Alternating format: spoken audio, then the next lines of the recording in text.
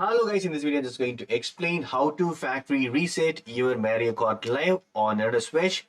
Sometimes if it is not working properly, you can factory reset, or if you're going to return also, you can do the factory reset. Return or reset. Fine. So what you need to do is go to this info. So under info, right, go to cart. So here you can see these options, restore factory defaults. So you need to simply tap it, restore factory defaults. The cart contains information settings that are calculated as you use the cart to improve the driving experience. If your cart is having a driving related issue, your Nintendo regulations may recommend resetting. Okay, so I'm going to tap this Y for resetting. So reset cart. See, both lights are blinking, right? Then I have successfully reset it.